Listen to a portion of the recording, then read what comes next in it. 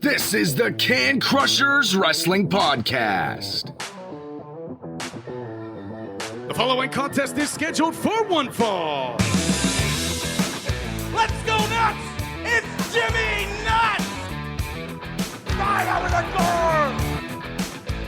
door! With your hosts, Mark Martinez. Because I'm the Mark, and I'm awesome! The Guru. Today I'm going to break it down for all you simpleton sweat hogs listening out there in Can Crusher Nation. I don't mean to come out here week after week and toot my own horn, but toot. And the English Professor. It is I, the English professor from the County of Kings, speaking the English of the Queen. Hey, this is former WWE superstar Duke, the Dumpster Drosy, and you are listening to the Can Crushers Podcast.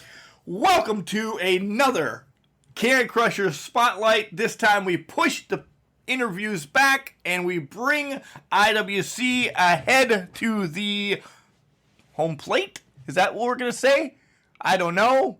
But we're going to stick with that because IWC BaseBrawl took place this past Saturday, and it is our time to do the review because next time we'll actually be at the event because the wives are opening social distancing to us. Yes, we are coming back to IWC on August 29th, but we're not there yet. We'll slow our roll. We'll get there, and we'll talk about IWC BaseBrawl. By the way, I just did the Eli Drake thing.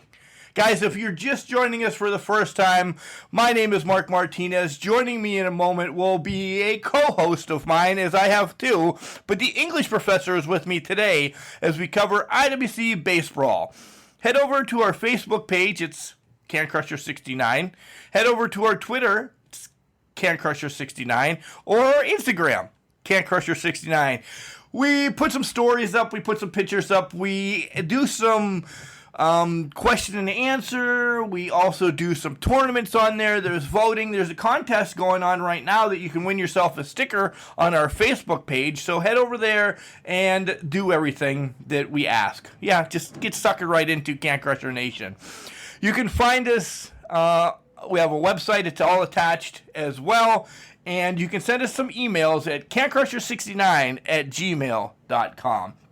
Guys, we work with this wonderful brand. It's called Collar and Elbow. Hats, hoodies, tees, and shorts now. So wrestling apparel out the wazoo, and the designs are wonderful. We love them. We love them. We love them. They're brought to you by Mr. Al Snow. So if you want to check out collarandelbow.com, get some great wrestling apparel, head over there, and when you go to check out, use the promo code CANCRUSHERS.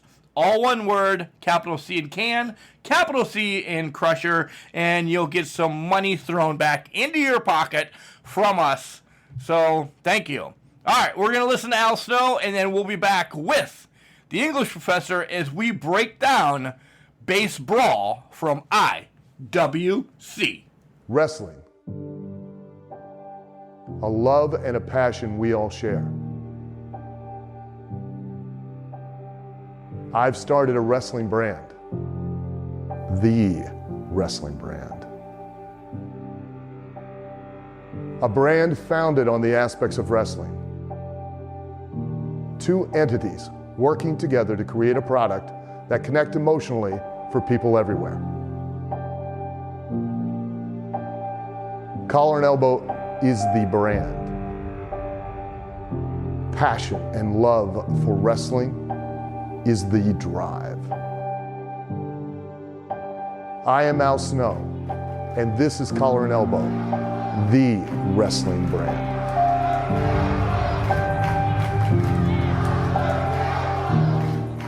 Welcome back to Can Crushers. It is I, the English professor, Mark. It's baseball season, it's wrestling season. Both are back in action. Both kind of at the same time. Both at the same time, John. And, yeah, you're going to hear me stutter a lot. That's just the way it is. It's been a rough week. Are we talking about the fight that happened Sunday between Oakland and San Francisco, or Houston. In Houston, yeah, in Houston. Was it? Yeah. I was talking about IWC BaseBrawl, but we could take a second and talk about that. Everybody hates the Astros, and it's awesome. Yeah, the hitting coach got suspended 20 games. Laureano got suspended 6, and he already appealed his. But man, they are coming after him. The Astros should just grin and wear it. I love it. I do too. But let's talk about IWC's BaseBrawl, because that was great. It was another great event, another social distancing event by IWC, and we have put in our order for our tickets for the next one, which we'll talk about here in a minute. But, John, what do you got to say real quick before we get into the matches? I thought, before we get into the matches, the intro was great. The intro is a lot of fun. It almost looks like Ray Lynn is dancing to the music of the intro. Team Big League looks, as much as they don't need me to inflate their egos, but they look awesome in the intro. That intro is a lot of fun. It gets you pumped up to watch some wrestling. For those of you who were wondering why there was a little, I guess, stammer or stutter in Mark, he got would you get a tooth pulled, Mark? Is that right? I did. I got a tooth pulled, and it is just, I don't know, worked its way into my jaw, into my veins. Like, I went to Isaac Yankem DDS. I clearly should have made the trip down to see Britt, because this is unbelievable. Yeah. You know, it's a worse toothache than the one Bobby Heenan said the Haiti Kid had on Saturday night's main event that we just covered. When he had Mark had the towel wrapped around his head like the Haiti Kid did. I really did. John, I did not send you a picture of it because I knew you were going to throw me under the bus. I really did. I had the towel wrapped around my head with a pack of frozen carrots on my cheeks last night. Wow. This is unbelievable. And you think, oh, shut up, it's just a tooth being pulled. I don't know if something else was hit in here. Like, I'm off 2 days for a freaking tooth. You know, one was to get it pulled. Now today is because I'm stuttering like the guy on Howard Stern. Stuttering John, was that his name? That was his name, yep. Yeah, that's what I sound like today. Wow. My wife hates me. It is worse than the Haiti Kid. It is worse than the Haiti Kid. My wife hates me. My child has went to his grandmother's for the day. Yeah. Let's talk about wrestling at least, because at least that'll put a smile on my face. First matchup is Jock Sampson, Andrew Palace, Jack Pollock, and Bill Collier. The winner will take on Jimmy Vegas at the end of the show. And wow, well, right from the beginning, Jock and the crew riding out on the, what the hell do they call this? I was going to call him a renegade, but it's not a renegade. Not hover rounds. Help me out here. What did they ride out on? No, you know me in vehicles. I know. Side by side. Well, side by golf cart like last time. No, they were side by sides, is what it is. And Jock just gets going. Man, I love Governor Wolf as much as Jock Sampson does after he gets done talking about him. He's great. He came out and he pushed the ring announcer right away. I mean, he's getting handsy and made fun of the crowd. He gets the crowd worked up. He really does. And Palace turns into the Ultimate Warrior and sprints down from the bullpen. I loved that they were coming out of the bullpen, John. I really did. I thought this was great. Yeah, Palace had a little John Rocker action going on with the bolting out of the bullpen. Wow, I gave him Ultimate Warrior. I don't know how many people are going to like John Rocker. Yeah. I don't know how many people remember him. Hopefully nobody does. My aunt does. She brought him up over the reunion because you were talking about him. She hates him. But nonetheless. And then Jack and Bill ride out, easily and everything. But, wow, this is just a fast-paced match. A fast-paced match, and the Regulators are there, but they got to have a first-class seat in the Wild Things dugout. Have you ever been in a dugout for the Wild Things, John? I have not. Is it first class? I don't know. That's why I'm asking you. I know you've sold coffee there before. So that's all I have never even sniffed the stadium. No, I've never been to the dugout, unfortunately. Oh. As far as the match goes, we knew they weren't going to stay in the dugout. In fact, Joe and Nick kind of predicted that from the very beginning. And they did not stay in the dugout, did they?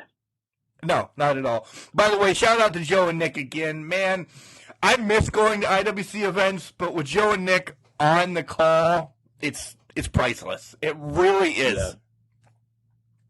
They do a great job. They really do. They're so good at what they do. Yeah. Nick needs a haircut yet, though, but nonetheless. Great pile driver by Palace. That was a Mr. Wonderful pile driver, perfectly done. Yep. I like that everybody got their stuff in. I love that nobody likes Jock Sampson. They all went after him initially. Nice all-the-way slam on Sampson, I think, by Collier. That guy's powerful, man. He had some nice power moves. There's some nice suplexes by Andrew Palace, some quick moves.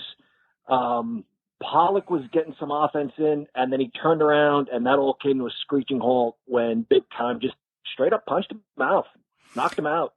Yeah, then the rest of the Regulators came in. They held Collier down. They held Palace down. Palace then gets blasted in the face by the cowbell and loses the match 1-2-3, and Jock is your winner, heading on to take on Jimmy Vegas later on in the night for the IWC Heavyweight Championship. I was surprised. He would have been my fifth choice out of the four guys that were in the match. The Silver Bullet would have been one before him? Yes. Right. That's a great opening match, right? Yeah, back to back, social distancing event that they just have really brought it with this opening match. IWC, we continue to praise you and say, damn it, you know what you're doing. Jenny Plummer, you know what you're doing. Next matchup is Johnny Patch and Anthony Young, A1, taking on Angelic, and it was a mystery partner on the docket, but then, of course, we see that it's Paris Sahara. Kind of a mismatched team there because Angelic, you just don't see these guys riding the same path together, John. Yeah, not to get too far ahead of ourselves, they alluded to the fact, would Angelic stick around if maybe Paris took the loss? And he did, which surprised me, that he stuck by his tag team partner. Angelic seems to be kind of a lone wolf or free spirit, but maybe there's room for another on his journey, on his path. I like this match because it was time for A1. A1 shined in the last event back in business, but this really gave a shine to A1 and Paris. Man, we've seen Paris in tag team matches and battle royals and everything, but we actually got to see a nice one-on-one run with him and A1. Paris has got it. I really like, what he has in the ring. I do too. There was a moment there that showed some great tag team psychology. I'm pretty sure it was Anthony Young who was draped over. It might have been Patch. He was draped over the apron, with his from the mat and his head kind of hanging off the ring apron. And Paris tagged Angelic, and Paris has to leave the ring. Why not make it an effective exit? He jumped over the top rope and landed with a leg drop across Johnny Patch's throat. What's the worst that's going to happen? You're going to get a warning. You know what I mean? You tag, you got to leave the ring, so you might as well leave with an impact. And that was beautifully done. That was a really smooth, sweet-looking jump over the top rope, leg drop. And I want to mention Johnny Patch. That guy could move for his size. He's not a giant by any stretch of the imagination, but he was the biggest guy in this match. And he moves, man. He can fly. He can bounce off the ropes and jump off the ropes. He gets better and better. This was good tag team wrestling all around. 4 really incredible athletes show us a little bit of what they can do. Yeah, you have the veteran as angelic Jason Gorey, whoever you want to know him by, but he's angelic in this match. And then you have the superstar right now with Johnny Patch being the champ, and then you have the upcomers of A1 and Paris. Man, I could watch this match again. Just again and again. I liked everything about this match. Patch gets the win with a super kick on Paris. And you're right, John. Patch does just get better and better each time. Yeah, he got the hot tag, too. Just good old-fashioned tag team storytelling. I also want to mention, you brought up Corey. How long did it take you, and me for that matter, to get used to saying Akeem before we said one man? Instead of saying one-man gang. A long time. It took a little while, right? Yeah, it really did. It took a little while. I think I'm finally at a place now where I'm saying angelic instead of gory. I'm not there yet. You're not there yet. It takes a little longer for me. Okay. I agree. Right. I mean, we'll see. We'll see if angelic stays or if Gory comes back in time. That's all. That's all I'm going to say.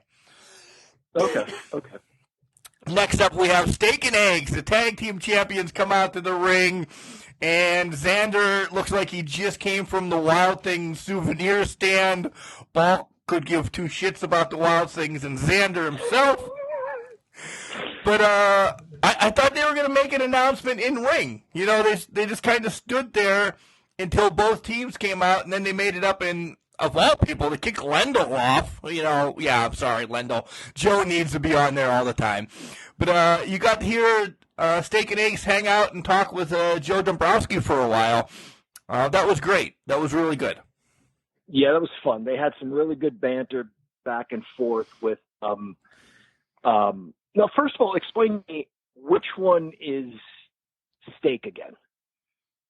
I would think that Steak is Bulk, for sure. That's what I thought too, but I'm almost positive you said it was the other way around. Okay, because Xander looked kind of whitish and yolky and runny, so I would imagine he's the Eggs. Right. We'll be able to talk to him. We have an interview set up with Xander here in the near future, so maybe we'll get down to the point which one Steak and which one Eggs is. Because I asked Bulk before and he just flipped me off through the computer. So I guess there's your answer. Right. You don't. Xander at least will tell us. I enjoyed the banter between these guys, with Xander saying that they work out together, and Bulk's like, we've never worked out together. One thinks they're best friends, and one's like, we never hang out. Well, we're hanging out now, and this counts. And, I like the fact that the tag team champions watched a match to see who their next contenders are going to be. It's old school, and I love it.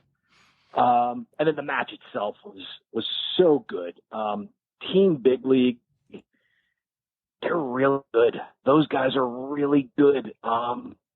They take great beatings. If that makes any sense at all, they get bumped around. They get the shit kicked out of them really well. They're talented at getting beat up. What can I say?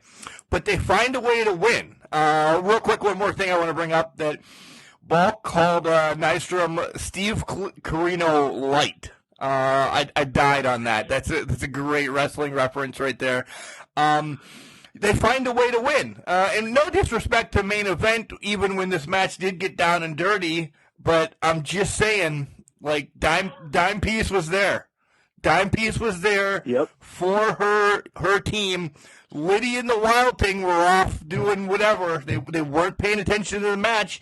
That's why somebody like Dime Piece is more important in your corner than a fabricated character.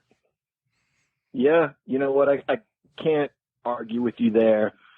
I just want to mention the tenacity of Team Big League. They were outsized. I mean, the main event, they're bigger, stronger, threw them around.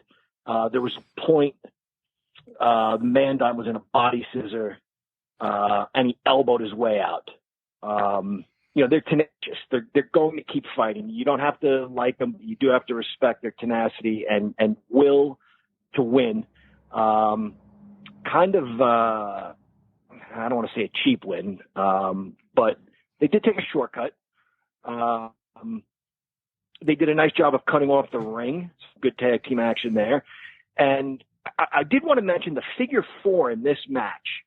So Nick had been kicked off commentaries, right? So it was Joe, and he said the figure 4 applies pressure to 7 different joints. When you and I did it to each other, we just knew it was painful and we screamed. Right. But little did we know. Did you know that I was applying pressure to 7 of your joints at the same time? No, I did not, because most of the time you drop a leg drop on my head, knock me out in home ec class. Yeah. And then apply the figure 4, and then let it go before the teacher came back into the room. Right. Anyway, another very, very good tag team match here. Really beautiful flying drop kicks to get the match started by the main event off the top rope. And I like where Duke held Mandime's head and Gannon came running in and punted his face. But again, as we said, Team Big League, they're tenacious, man, and they find a way to win. And that way just happens to be the dime piece. Yeah, the dime piece was showing the referee that she had a stack of dimes, and he was like, "No, you can't use those. Come on, get off the ring." Da da da da da. And then Duke left his helmet out there, and he got clocked by it. Rolled up by Mandime for the 1-2-3. John, on August 29th in Brownsville again, at featured presentation, you're going to have 2 undefeated teams facing each other now for the IWC Tag Team Championships in Steak and Eggs and the Team Big League. Yeah, that's big. That's huge, actually. That's the way a title fight ought to be. 2 undefeated teams. Find out who the better team is. Who is the best in IWC? We'll find out. No disrespect to the main event, but let me stir the pot a little bit. Where do they go from here? They haven't been really in the title hunt for a while because the Regulators has had it, and now Steak and Eggs has had it, pre and post pandemic. I was going to say apocalypse, but it's not an apocalypse yet. But so they kind of haven't been around IWC. I love their work. I bounce on them and I get on them a lot, but maybe it's time they get refreshed. Or I'm a huge fan of Gannon. I'd love to see him run after, maybe start with the high stakes, and then maybe go after Johnny Patch or whoever has that. I mean, he moves, man. He's got those moves. Yeah, that's not a bad thought. They've been at the top of the mountain in the tag team ranks. I'm sure they're not done there, but they could probably pull double duty and maybe go after some singles belts. I think they've at least earned a look. Right? Yeah, I'd be curious to see where they go August 29th. I haven't looked at the card. I don't know exactly what's out there, but be interested to see if they're in singles competition. Yeah, a lot's not out there yet, but that is because wrestling just happened this Saturday. It'll take Jenny time to get her brain going. Justin's too busy playing MLB The Show 2020. Yeah. I know he is because he just actually asked me this recently. He's like, "You still want to play a baseball game against me?" Justin, I got business to do. I got to take care of, my boys, my gals on this podcast. I can't just sit around until the 28th playing baseball. I can't. Yeah. Who's got time for that? Right. Justin Plummer. Next matchup is Chris LaRusso, the Silver Bullet, taking on Cole Carter. Regulators once again get involved. This Cole Carter kid, he was supposed to wrestle back in business, but had a little bit of an injury, mended it up. This kid's good. Damn, this kid's good. Yeah, what an athlete. Really, really talented kid. The only thing I'll say, being in the ring with someone like LaRusso, who's been at this so long, LaRusso is just so sharp and so crisp. This Carter kid needs to maybe just tighten a couple of things up, and I don't even mean speed. I just mean kind of efficiency, that little bit of space or time in between moves. But otherwise, holy cow, what an athlete. And I'll say again, I'm disappointed in LaRusso for the same reason as his match against the sexy fireman last time. Dude, how long have you been at this? And you need help for your cronies to beat a rookie. And now you don't even beat a rookie. You kind of get your ass kicked a little bit. I don't ever want to say it's not up to me to decide when someone's had it, but maybe LaRusso's had it. Wow. These last couple of matches, he hasn't looked good. He needed help to beat the fireman who's new to the game, and he just lost to a brand new kid, even with all the help he got from his friends. Wow.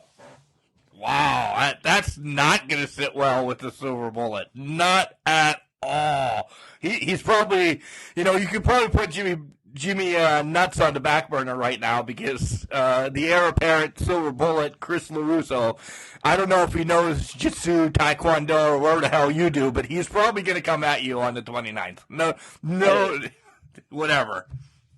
I just tell it like it is, McMahon. Adjustment to impression. That was great. Yeah, the Regulators getting involved again. Just LaRusso, I'll come to bat for you. You are better. Maybe it's the Regulators that are holding you down. Starting with Jock Sampson. Next match. Yeah, that could be. Yeah. Next matchup was a fun match. Quick, but it was a fun match. You have Chase Gold, Calvin Couture, and Ella Shea. Damn, I still want to be a tea-sipping bitch. Taking on R.C. Dupree, Spencer Slade, and the queen of the silver screens, Katie Arquette. This was fun, John. This was a fun match. Nice to see R.C. back in action, and he looks... We need Joel Gertner on right now. Jack, ripped, chiseled, all those things. RC looks amazing, and Spencer Slade always does. As well as everybody in this match looked and smelled great, and I couldn't even be there. Yeah, but you just knew. Knew. Yes. So I don't want to stir the pot or spread any rumors or cause any trouble. At the last show you and I did, the last time we covered IWC, we talked about Spencer Slade and how he was betrayed, right? And Nick said he understood. It was a business decision. And I was kind of shocked by that. He would say, don't be so surprised. Nick loves money. And I was like, well, I don't know. Come on, Mark. So anyway, rumor has it that Ella Shea told Joe a secret about Nick, and now Joe knows how Nick can afford all of those suits. See? So she was spilling some tea on him, and you were right. He loves money, and maybe he's not above doing some things to get it. I told you. Yeah. Yeah. But I don't want to start anything. Well, you didn't. Joe did. Joe's the one. Yeah. So you're just stirring it even deeper. Shea did. Ella started nothing. Ella started Oh. Nothing. This is actually you know who started it? Lendl did with all his the underhanded ways that he does things. Yeah. That's a good point. So you see that Chase gets involved again. We'll have to leave Lendl out of this because he did do, in our intro with 2-to-1 media. So we have to kind of smooth things over with Nick John. But Chase gets involved, sprays some perfume in Slade's eyes. Man, I get it now. I get the whole Ella Shea thing with her booty full moves that she does. Yeah. Yeah, this was, what can you say? This was a lot of fun. Found out that Nick is a tea-sipping bitch. You're not, though. I want to be. You want to be. I want to be. I'm trying to get Nick there. is. Yeah. Joe says. Very quickly, I just want to say, we found out she doesn't want to get grass on her shoes. No. She's wearing some nice shoes, and she didn't want to be wrestling on a ball field. And I understand. You know how I get with my shell toe Adidas, the white with the black stripes? I don't want to get grass on those. No, not at all. Not at all. Yeah. Joe did say that she's proud of her assets as well, and he kind of asked. He knew about that, and I'm like, wow, Joe, that's I'm sure a lot of IWC fans would agree that the assets of tea-sipping bitches are pretty good. Yeah, a lot of butt jokes in this match. There was a lot of butt jokes. Yeah, you got it. Yeah, that was. Yeah, there was a lot, and I didn't think Joe would go that way, but he did. Yeah. Fun match, like you said, quick and fun, and it forwarded some stories. Yeah, the ref lost control. I didn't know at the end who was legal and who wasn't. Team Ella pretty much all tapped out except Calvin. Calvin just got put to sleep. Nothing. He didn't tap out. His ass just got handed to him. See you later. Take a sleep. Good night.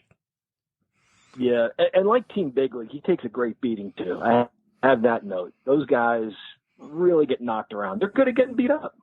Yeah, they are. Next up, we have a bonus. I don't see the tenacity in Calvin, by the way, that I see in Team Big League. The desire to win, don't see it. Sorry, Calvin. Oh, wow. Raylan keeps him in check. Yeah. And when Raylan's back around, he'll get his shit in gear. We'll just leave it at that. Yeah. We have a bonus match, David Lawless against your boy, Sexy Fireman. And at first, Jason had Lawless on the ropes. LaRusso gets involved. Everybody kind of gets involved. All the regulators. I don't know. Man, this is the second month in a row that 3 or 4 of you guys had to be up a fireman. Do you feel better about yourselves? Yeah. I bet he felt pretty good going into the match, seeing LaRusso lose earlier. I don't know if there was somewhere where they could be, in the back watching the matches, or if he got word when everybody got to the back, when LaRusso got to the back. But I bet he was happy to see LaRusso lose. I bet he would have been happier if he'd have won his own match. But holy cow, the odds, it's ridiculous. It's too much for anybody. That's on Plummer. That's on Plummer, though. He needs to regulate who comes down the ring. Yeah, which he does in the next match. He does. You have more about this match, though? What's that? Did you have more on this match, though? No, that was it. Okay. The fireman held his own. He really did. But what can you do when the regulators keep interfering?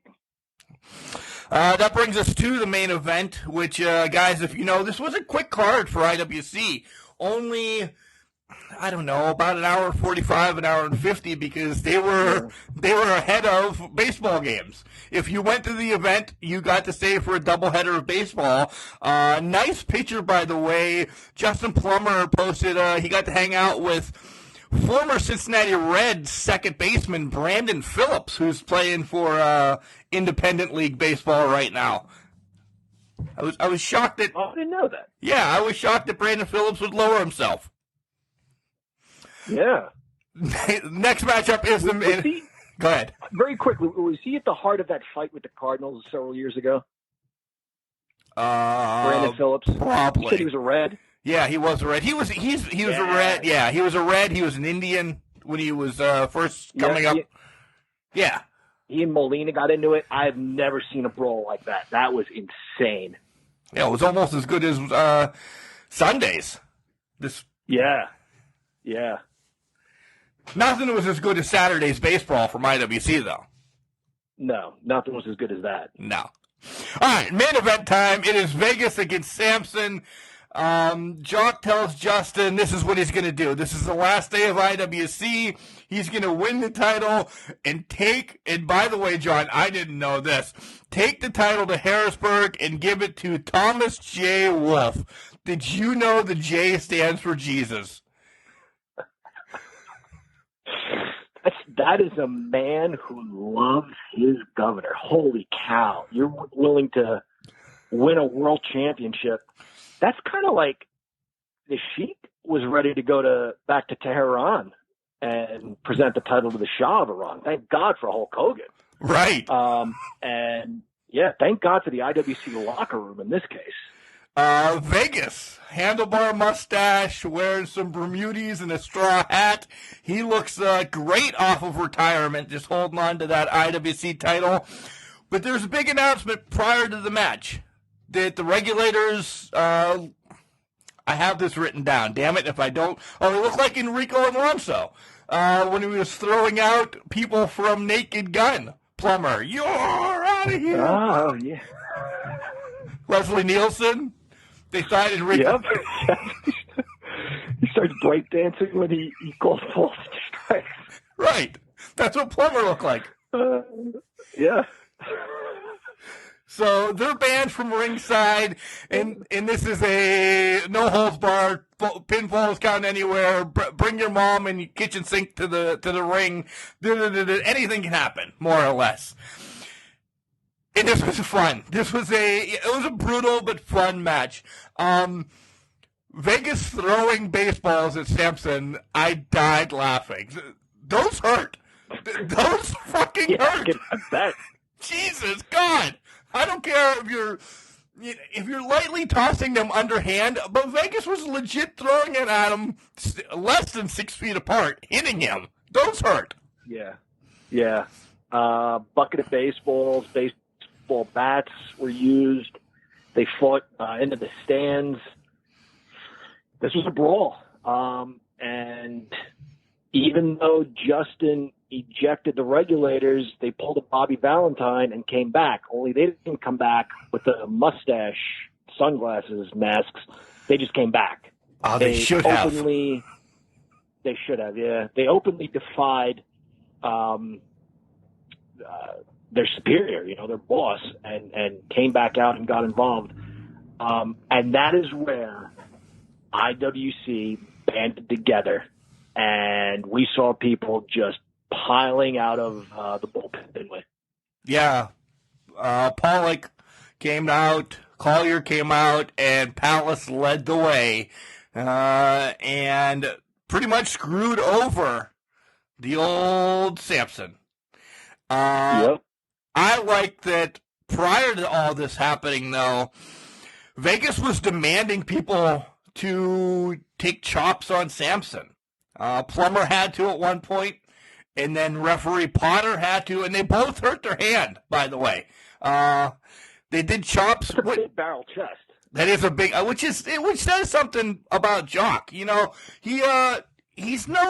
portly, roly-boly guy. He's a big guy. He's thick. Yeah. Yeah, he's strong. But all in all, after the locker room unloads and they help Vegas win, they stack them all up in a cart, which was amazing. They stack them all up in a cart. The side-by-side drives them off. Palace and Collier are posing like superheroes.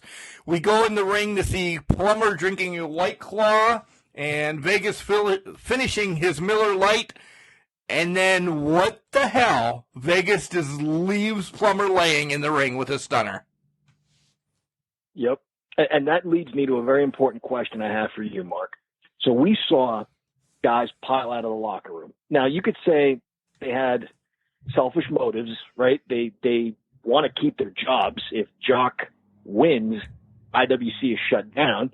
He's taking the belt to the governor. These guys don't have jobs. Personally, I believe they were there for the good of the company, for themselves, but also the good of the company. Despite everything Jack Pollock and Justin Plummer have been through, personally, professionally, Jack was there to save his own job and to save his boss's company. So my question to you is this. Does Jimmy Vegas care about anybody but Jimmy Vegas? At this point, John, I'd have to say no. I'd have to say he's got this. Yep. He's got this title. Plummer's still sending him checks for the last 6 months. He's retired. He's got nothing to do but show up, beat a couple people up, I say we throw everybody in the ring and take care of Vegas first and then go from here and let the people that want to carry the flag for IWC hold that title. Yep. You know, Vegas did what he did to Jack. They settled in the ring to see another match between those guys. Even though that was a stoppage, right? Like Vegas just kind of beat his ass that night. Yep. But he did what he did, and that was a business decision, and it was a decision that, you know, based on the fact that he wanted to be champion. But again, all these guys came out to save the company. Mark, I'm with you. I don't think he cares about anybody but himself, and this just showed that to me. Everybody came out, pitched in for him. You know, some long relief for Jimmy Vegas came out of the bullpen. You see what I did there? Yeah, you got that. And then in the end, thanks.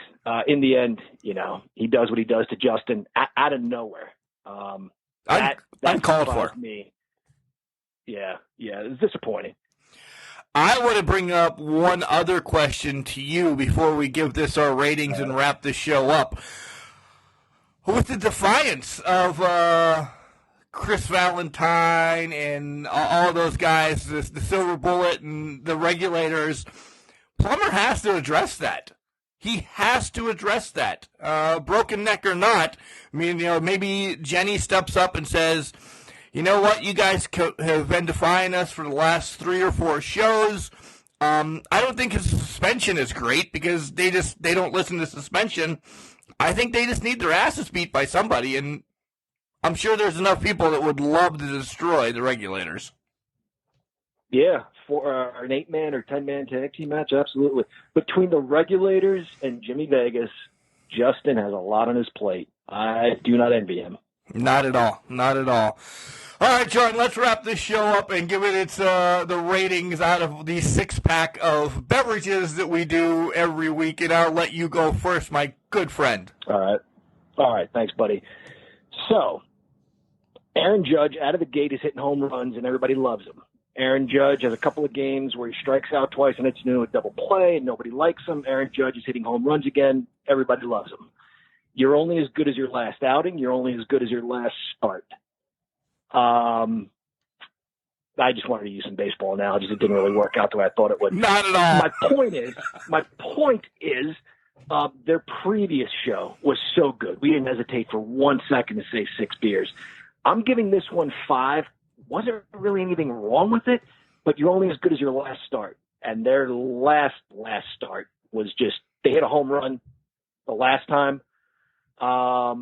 They hit a triple with this one. So I'm giving it 5 beers. I have to agree with you wholeheartedly on that.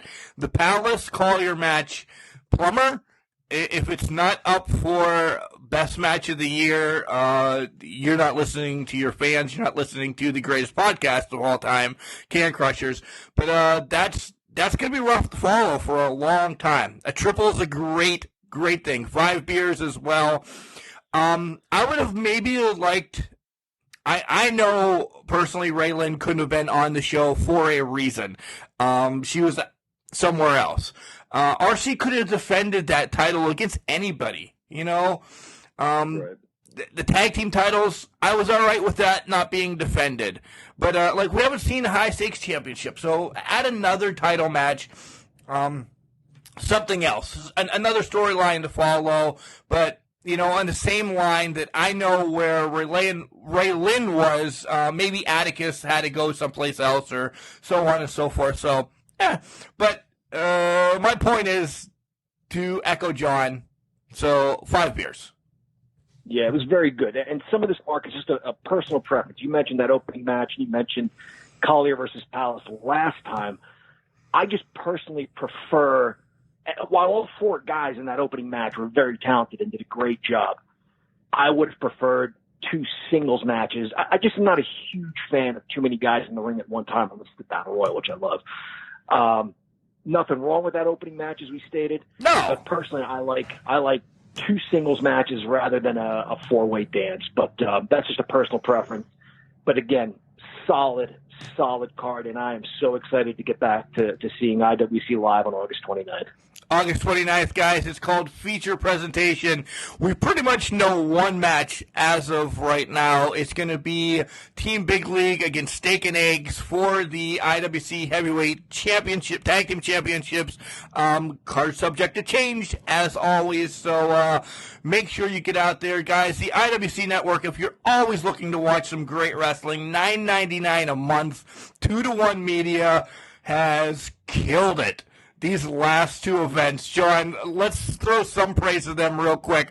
The freaking, I was going to say the hoverboard. It's not, it's a drone is what it's called. Jeremy hates me, by the way. The drone video footage is unbelievable. I really wish they could do that a lot more. Yeah. We praised 2-to-1 Media last time for the great job they did, and they did a great job again today. Everything was seamless. Very, very good production value. Yeah. So, all right, guys. Until this week, I am the Mark. He is the English professor. And, John, there's a way that we wrap these shows up. How's it go? Remember, Mark, just because you're trash, it doesn't mean you can't do great things. It's called Garbage Can, not a Garbage Cannot.